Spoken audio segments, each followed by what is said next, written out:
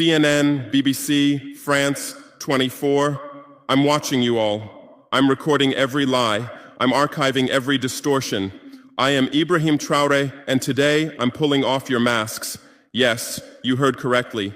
I, whom you call a young military junta leader, whom you brand as a dangerous radical, whom you serve up as an anti-Western dictator, am now telling you the truth. And this time you cannot turn off your microphones. This time you cannot turn away your cameras. This time your editors cannot cut this speech, because the world you monopolize no longer exists, because millions will hear these words now, without passing through your filters, without being subjected to your distortions, without being muddied by your lies. I am 34 years old. Every day of my life, I grew up with your lies. As a child, I would watch Africa on television. Always the same images. Children with flies, dry lands, weapons, death. This is Africa, they told us. This is what Africa is. And we believed it. We were ashamed of ourselves. We were ashamed of our own lands, of our own people. But then I grew up. I read, I researched, I questioned, and I understood that the Africa you showed us wasn't real. The story you told us was a lie. The fate you imposed on us was a script you had written. For years, how have you portrayed Africa? How have you shown it? How have you sold it to your viewers? As if we were creatures who had no share of humanity, as if we were savages left outside of civilization, as if we were wretches waiting for you to save us. Every day, every hour, every minute, the same story plays on your screens. Hunger, war, disease, corruption, terror, chaos. These are the words that come to mind when Africa is mentioned. In your Africa dictionary, there are no other words. No hope, no success, no development, no resistance, no honor, no pride, no victory. So I ask you, New York Times, Washington Post, Guardian, Le Monde, have you ever made Africa's successes your headlines? How many times have you written about Rwanda's technology miracle? How many times have you shown Ethiopia's reforestation project? How many times have you praised Botswana's democratic success? How many times have you described Kenya's entrepreneurial ecosystem? No, because these don't fit your scenario. Your Africa cannot be successful. It cannot, because then how will you legitimize your exploitation? If it's not in need of help, how will you intervene? If it's not backward, how will you look down on it? Have you ever asked yourselves, has any editor sitting at their desk, any news director in a meeting, any columnist at their keyboard ever thought, why are the people of the world's richest lands poor? Here are the numbers for you, real numbers. Africa owns 70% of the world's cobalt reserves. Your cell phone, your computer, your electric car won't work without cobalt. This cobalt comes from Congo, but Congolese can't afford cell phones. Africa owns 90% of the world's platinum reserves. Catalytic converters, electronic devices, medical implants, they all need platinum. This platinum comes from South Africa, but South Africans are crushed by unemployment. Africa provides 30% of the world's gold production. Mali, Burkina Faso, Ghana, Tanzania. Gold flows like rivers from our lands, but our people swim in poverty. Africa supplies 65% of the world's diamond production. Botswana, Angola, Congo, Sierra Leone, billions of dollars worth of diamonds are extracted, but our miners live on $1 a day.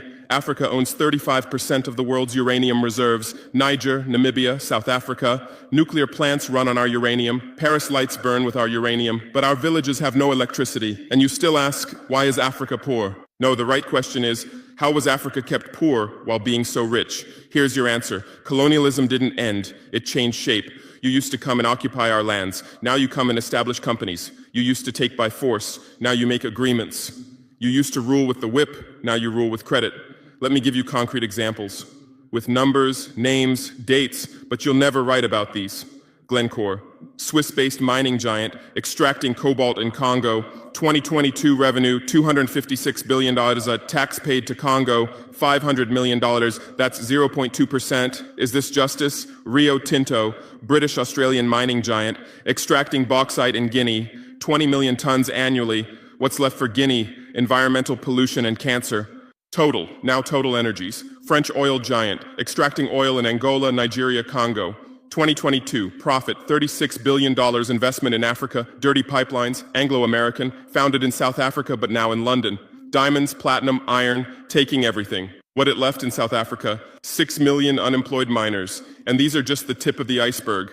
What about the invisible, the secret deals, the offshore accounts, the transfer pricing tricks? Every year, $88 billion in illegal money flows out of Africa. Who writes about this? Every year, $45 billion in aid comes to Africa. Everyone writes about this, but no one says Africa is not the continent receiving aid, it's the continent giving aid. While you zoom your cameras on swollen bellies, there is a huge system working silently in the background. Every day, tons of gold, diamonds, cobalt, uranium, oil leave our land. But how? Here is the system. Step 1, create corruption, bribe our leaders, open offshore accounts, promise them a life of luxury, send their children to your schools. Step 2, make deals, get 50-year, 99-year concessions, ask for tax exemptions, be exempt from environmental rules, ignore labor rights. Step 3, control the infrastructure. Take over ports, airports, railways, but only from the mine to the harbor. Don't build roads to the villages. Don't bring electricity to schools. Step 4, provide security. Set up private security companies. Arm them. Declare protesting. Step 5, silence the media. Buy local journalists. Suppress opposing voices. Serve internal unrest news to international media. And this is how the system works. It's been working like this for 100 years, and you don't see this system. You don't want to see it, because you're part of the system too. Who are the biggest advertisers of New York Times, CNN, BBC, oil companies, mining companies, arms companies, pharmaceutical cartels, the companies that exploit Africa? You live on their money, you defend their interests, and what I'm about to tell you might cost me my life, but it's no longer time to be silent. France's system in Africa is the CFA franc. 14 African countries still use French colonial currency. 50% of these countries' central bank reserves sit in the French treasury. France applies negative interest to this money, so we pay France to use our own money. Through this system, France transfers $500 billion worth of resources from Africa every year. Does anyone write about this? No. But when France gives Africa 10 billion euros in aid, it makes headlines. Britain's system is more sophisticated. London is the world's money laundering center. City of London, offshore paradise. Every penny stolen from Africa passes through London. Jersey, Guernsey, Cayman Islands, Virgin Islands, all under British control. Africa's wealth hides there. America's system is AFRICOM, Africa Command, 46 military bases on the continent. Official purpose, security. Real purpose, resource control.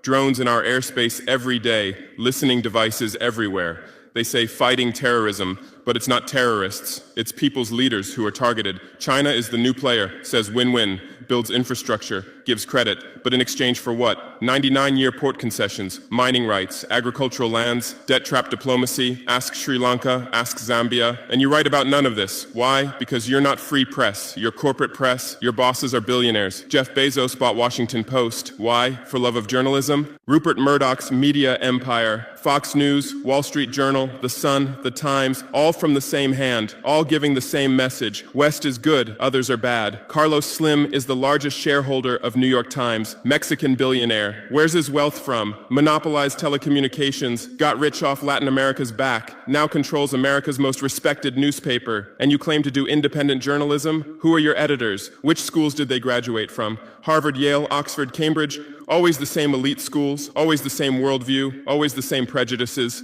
How are your reporters selected? How many languages does your Africa correspondent speak? French, English, that's all. Swahili, Hausa, Yoruba, Amharic, they don't know. They can't talk to the people. Your sources are always the same. Western diplomats, NGOs, experts, and then you come and lecture us.